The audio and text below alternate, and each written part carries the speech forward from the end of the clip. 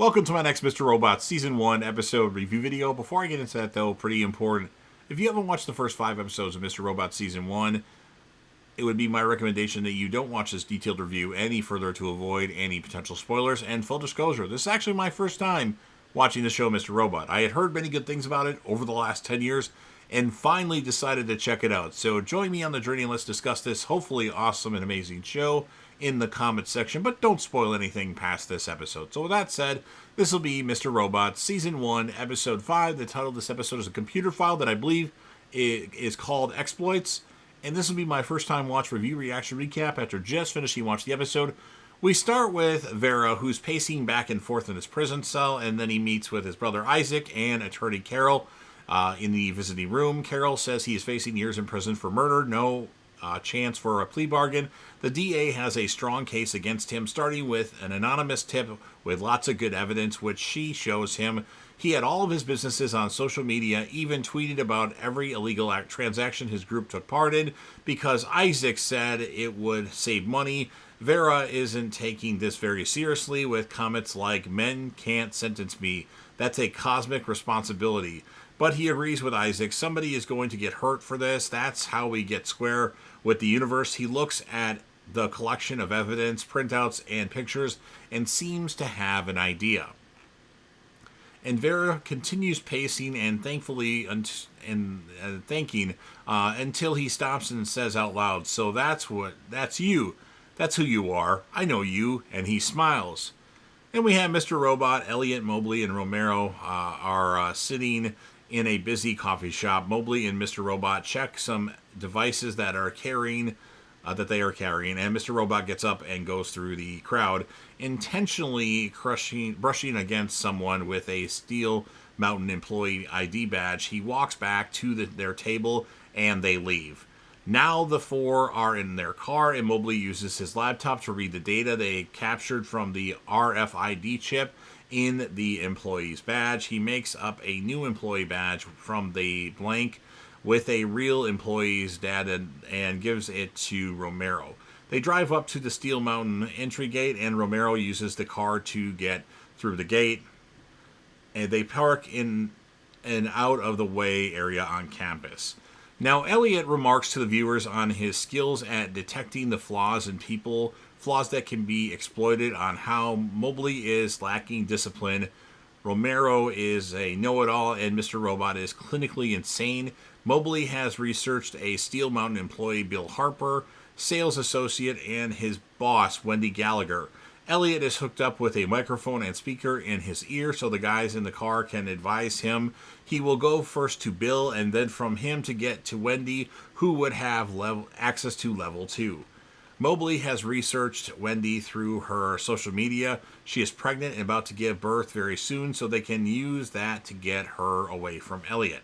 Then Elliot can hack the climate control system. Elliot says he's all ready to do that. Elliot, going by the name Sam Sepiol, is in the Steel Mountain waiting room when Bill Harper approaches him. The guys in the car have to prod Elliot a bit in getting the conversation started. Elliot asks for a tour, and Bill explains he needs an appointment for a tour. It's company policy. Bill just can't do it. Elliot asks Bill to look him up, but Bill walks away, and then they're telling him over the radio some bombastic demands. And then Elliot just waits, almost ready to leave, but Bill stops him from leaving.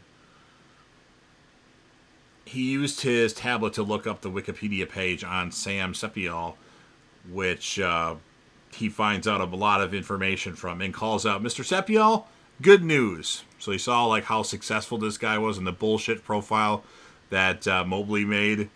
And then we have Angela is packing to leave while Ollie complains that she should stay. She says she may be ruining her life, but she already ruined his. She gives him the CD and his all-safe ID card and says she used his computer to load the CD. She takes her bag and leaves. And then in the hallway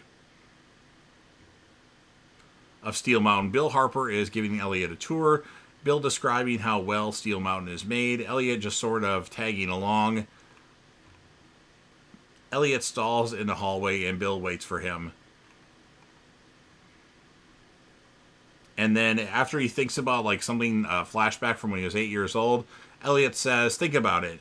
If you died, would anybody care? They cry a day, but let's be honest, no one would give a shit. And then Bill, of course, is mesmerized as if this is striking a chord. Elliot explains on this theme for a while, or expands on this theme for a while. Totally not business talk, but personal. That's who you are. That's what you are. You're nothing to anyone, to everyone. So instead of wasting my time, I need you to go call someone that matters, because Bill, you don't. Bill is almost crying, and at this point. So what Bill does is he calls in for a supervisor, and Elliot is expecting Wendy Gallagher, but it's another woman, Trudy Davis. The guys in the car go into a panic. They have no plan to deal with Trudy. Trudy asks what's going on here, and Elliot asks for Wendy, but Trudy says Wendy is off today. Perhaps she already knew she went into labor. And anyway, Elliot is not on her list for visitors for today, so she will escort him to the front door. Quick research comes up with nothing to use. Trudy has little on the web, no social media, no pictures, the name of her husband, but nothing they can use to make a story like the one they plan to use to lure Wendy away. Then Mobley comes up with an idea. Everyone has vulnerabilities. We only have to adapt the way to access the vulnerability. He uses a tool to spoof a text message into Trudy's phone from her husband. I'm at the hospital. It's what we always feared. Trudy looks at the text and is visibly shaken. She supports herself against a wall and announces, I have to go. I'm sorry, I need to go to the office. And leaves Elliot alone in the hallway. And then there's an elevator. Elliot gets into it, but the level 2 button won't work. There is a palm print scanner, and Elliot gets out. Over the radio, Romero tells him that the map says there is a manual door down the hall. He can pick its lock. Elliot hurries to the door. Luckily, none of the employees notice him, and the door is easily picked. But once inside the stairwell, Elliot sees the stairs don't go down, only up. Romero says that he's on the wrong side of the building. He should go out and run. Elliot comes out of the stairwell, and right in front of him is Tyrell. Well, like, I thought I saw you. What are you doing here? Elliot looks blank. And then Shayla is learning her new job as a waitress in a restaurant. And then Elliot stands nearby as Tyrell has an animated conversation with two other well-dressed people there. Leaving them, Tyrell remarks that they were the financiers of Hezbollah and ISIS. And Tyrell asks, so why are you here? Elliot fumbles a bit, says he's here for a routine data process check. All the Allsafe engineers take their turns doing it. They are walking along the halls as if they belong there and nobody is bothering them. Tyrell asks Elliot to join him for lunch. And then in the car, the other guys are listening and shocked. Elliot's been picked up by the executive IT boss of E-Corp. They're on to us. We have to get out of there. But Mr. Robot says they stay. Nothing has changed. Elliot and Tyrell have gotten into the employee cafeteria, and Tyrell is spouting on and on about the stuff he could buy Elliot. As this is happening, Mr. Robot is telling Elliot over the radio that Tyrell's vulnerability is being an arrogant prick and being proud of it. He cares about what you think of him. Elliot is so busy listening to Mr. Robot that he fails to notice that Tyrell has stopped talking and is looking at him. Elliot stares for a little and then says, "This place." And then Elliot and Tyrell are walking the hallways of level 2, much more industrial looking and less pretty than the other floors. And again, everyone behaves as if they belong there. Mr. Robot warns Elliot that the radio signal will soon fail, and it does. And then seated in the elegant executive restaurant, Tyrell remarks to Elliot how he's impressed that Elliot is still plunging away for Allsafe.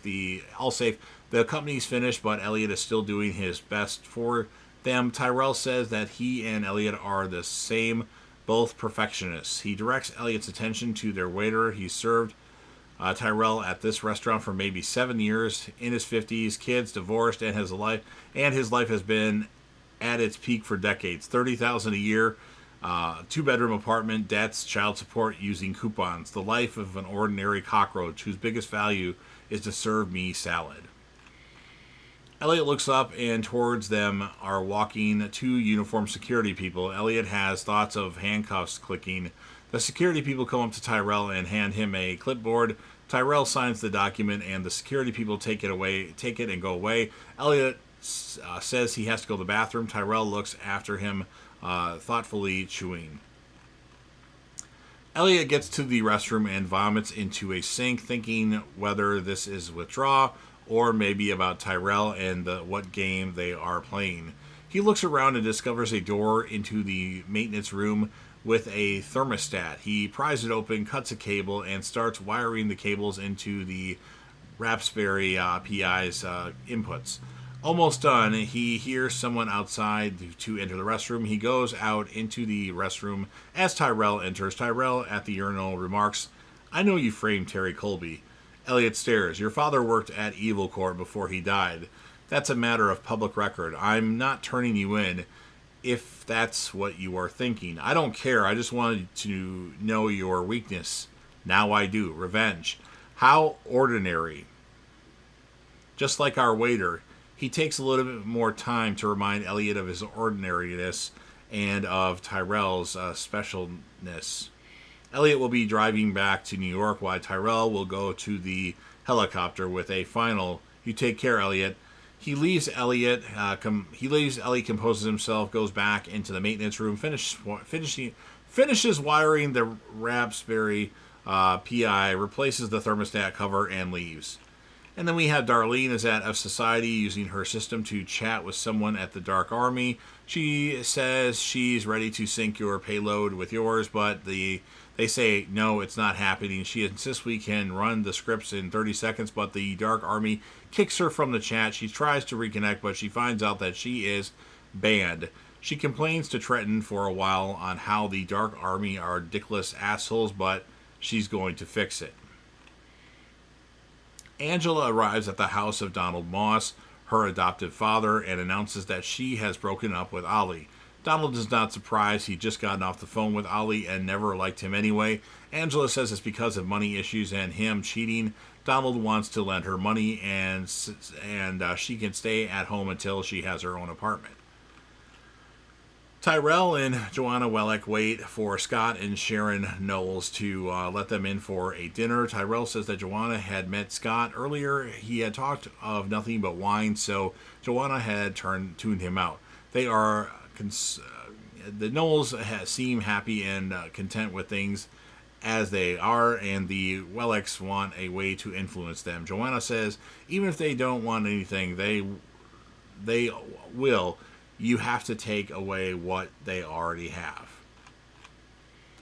Darlene storms into a library where Cisco is working and demands to know why the Dark Army is backing out and has even banned her from communicating with them. But now that F Society has done what it planned, the Dark Army has called of their part like it was nothing. Cisco says that's her answer. Darlene complains that the White Rose had better have got going and find some courage, but at the name White Rose, Cisco rushes to her and stops her from talking further. You don't you care who hears you? She really wants to know why Dark Army is out of the deal, and Cisco really says, they were out before F Society even got to Steel Mountain. His advice to her is to just let it go. He walks away, leaving her stunned, which causes her to flip out and destroy some books at the library. And then the Wellicks have had the dinner at the house of the Knowles and are having after-dinner conversations. Scott seems to talk of nothing but wine, but Sharon seems to have a variety of interests, working on various in and out of government agencies and always looking for something else. And then the four F Society guys are in the car driving back to New York. Shayla calls Elliot and says she's getting used to her new job. Elliot tells her that he did what he had to do today, and they should get together tonight. And then after dinner, talk has re-engaged. While Joanna and Scott are talking about wine, Tyrell quietly asks Sharon, how do you not blow your brains out being married to him? She looks at him. You're a guest in our house. I'll mistake that as a joke in bad taste. She says she's going to the bathroom and leaves. Joanna nods to Tyrell, who also leaves. And then in the bathroom, Sharon is on the toilet with her pennies down. Tyrell knocks and enters. Sharon asks, can I help you? As she crosses her arms to cover herself. He comes and just stands in front of her, and they look seriously at each other. She uncrosses her arms and shifts back a bit, perhaps so he can see better. And Tyrell thanks her for a lovely evening and leaves, and then she sighs. At the F Society hideout, the guys in the car arrive, filled with success, but Darlene says, well, the Raspberry Pi is online. They could deliver the payload if we wanted, but they lost China. The Dark Army bailed. Mr. Robot asks why, and Darlene says they don't answer whys. He's sure they can be coaxed back in, but Darlene says no, they're gone. And then Shayla calls Elliot, and Darlene says, let's do it, and hope that the Dark Army follows. She hurries to a laptop and types in the command, but Mr. Robot stops her. It's pointless to take down the backups. E-Corp will just recover, and that's what we want, to kill it, not just let it hurt for a while. Darlene is not taking this for an answer until Elliot comes over and just stands with her silently until she closes the laptop. Elliot says that they'll rework something, just not tonight. Everyone has been frozen while Darlene ranted, and now they unfreeze. Continuing to unpack the car, Elliot invites Darlene to crash at his place. And then Elliot remarks to the viewer that one day he and his father played hooky from school and went to the beach. When they got home, he dumped the sand out of his shoes. His mother was angry about the mess, but his father talked about the sand millions of years ago. The world moved the sand there, and here today, Elliot took it away. He changed the world in enough trips. Elliot could move all the sand, and there would be no beach. Edwards said that every day we change the world, but to change the world in a way that matters takes more than most people have. It's slow, methodical, exhausting, and we don't have all the stomach for it. And then we have Angela unpacking her stuff at her dad's house. She comes across papers on a desk, glances through them, and finds a past due hospital bill, more looking an E-Corp insurance bill for $25,645 or $654. She goes into the closet and finds more papers, armloads, which she dumps on the bed and quickly examines. Angela goes downstairs where her dad is reading something. She has a handful of papers in her hand, but she hides them behind her when he notices her. She says she's going out for a run. Elliot and Darlene have gotten to Elliot's apartment building, and the door to Shayla's apartment is open. The dog is barking. They go in and only find Shayla's phone lying on the floor, ringing. Elliot picks it up, and it's Vera, saying, sometimes the universe aligns perfectly. Here I am, locked away. Still, it brings you right to me. And then we have Angela, who is out running at night. She pauses at a fork in the road, and that's what ends this episode of Mr. Robot. So this was a really good episode, especially the stuff at Steel Mountain. I'm going to give the episode a 9.0 out of 10, and then my characters of the episode, Elliot and Darlene, I think. So those are my opinions on this episode. You've heard everything that I had to say. Now it's your turn. If you're a fan of Mr. Robot and you want to help me out with the YouTube algorithm, please make sure that you Hulk smash the like button, share the video with a friend, put this video on any one of your social media platforms. Don't forget to sound off in the comment section about where your thoughts are pertaining to this episode of Mr. Robot. What would you rate it, and whom would you choose as the character of the episode? And then last but certainly not least, don't forget to hit that sub button. You're watching the video anyway. Subscribe to the channel. Help me get over 100k subs. Yes, I know, set my goals pretty high. Join the team, show your damn support, and be a part of something special, and you never know what you're going to see on JDevTV.